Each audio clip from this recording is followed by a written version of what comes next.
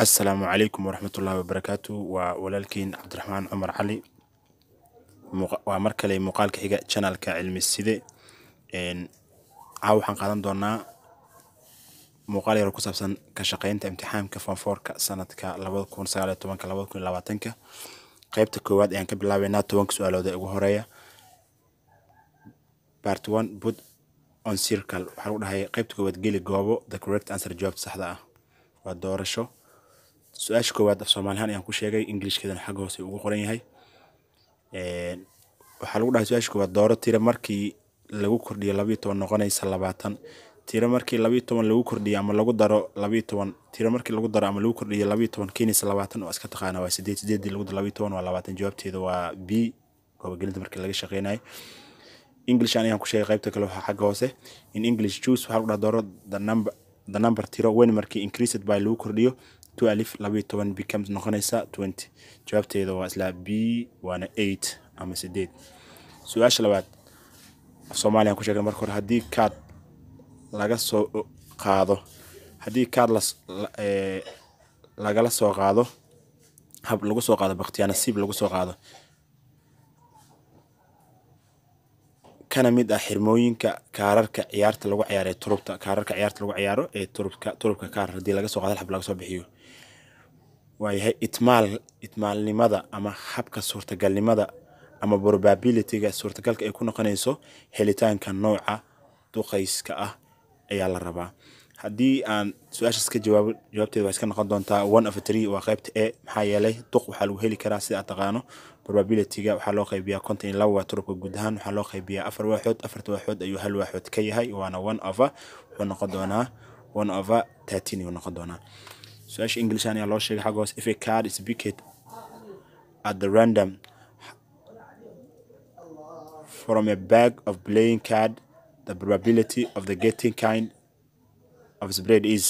jawaabteeda koraan ku sheegnay waa su'aasha aan sheegnay af Soomaaliya ku sheegnay Englishkeeda waa aan ka socdo marka su'aasha saddexaad tiro soo laabatay ee xog socota waxa lagu weydiiyay tirada soo laabatay ee xogta socota ayaa lagu weydiiyay tirada soo laabatana waa adaa laga rabaa inaad ogaato xogta socotay xagoose lagu sheegay Englishana lagu qoray waa the mode of the following sets of data waxa haysataa 4 9 3 7 5 6 7 8 7 ay haysataa halka waxa ka garan kartaa numberka ugu soo laabashada badan ee mode-ka la yiraahdo waa 7 ayaa wuxuu soo laabtay 3 jeer sida daraaddeed jawaabtu waa D su'aasha afraad waxa lagu dhahay cos A plus B is equal to cos A plus B wuxuu la mid yahay waa formula ay xeer aad taqaano jawaabtu waxay noqon doontaa cos A cos B sin A sin B waa formula aad taqaano oo waxa ka shaqeyn badan u baahan the sum wadarta of 3 minus I plus 2 plus 3I is wadarta 3 laga jaray I loo geeyay 2 lagu daray 3I waxay la eg tahay jawaabteedu waxay noqon doontaa 5 plus 2I oo A ah jawaabta halkaas ayaan uga bixinaa jawaabta halkaas ay ku dhamaanaysaa waa 5 plus 2I okay su'aasha lixaad the radius of the circle waxa lagu dhahay gacanka goobo with oo ku dhex jira the equation of x laba jibaaran plus y laba jibaaran ayaa wuxuu leeyahay 25 radiuska ayaa laga rabaa marka inaad ka soo saarto meeshaas radiuska wuxuu noqon doonaa 25 waxaad laga saaray jawaabtiisana waa C waa 5 su'aasha toddobaad what's muxuu yahay determinant muxuu yahay waxa taqaana habka matrixka lagu bedelo tirada waa taqaana determinantska wuxuu noqon doonaa roga hadii u bedelida number matrix markii la bedelo of given matrix lagu siiyay haduu yahay sidaas uu qoran yahay 2 by 2 uu qoran yahay 8 3 4 2 ayuu qoran yahay habkaas uu qoran yahay jawaabtii hadii laga shaqeeyo matrix determinant hadii loo sheego wuxuu noqon doonaa real number loo bedelo wuxuu noqon doonaa B waa jawaabtu waana 4 su'aasha sideedaad the value of limit 5x plus 4x approach to 2 hadii xadka 5x plus 4 xadka x-na uu ku dhawaanayo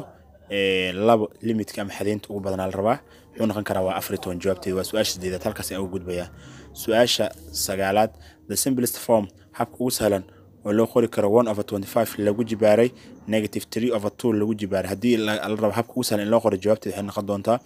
125 25 ay noqon doontaa waa su'aasha sagaalaad su'aasha tobnaad waxa lagu dhahay calculate xisaabi dx over dy waa laga wada derivative x iyo derivative x ayaa laga rabaa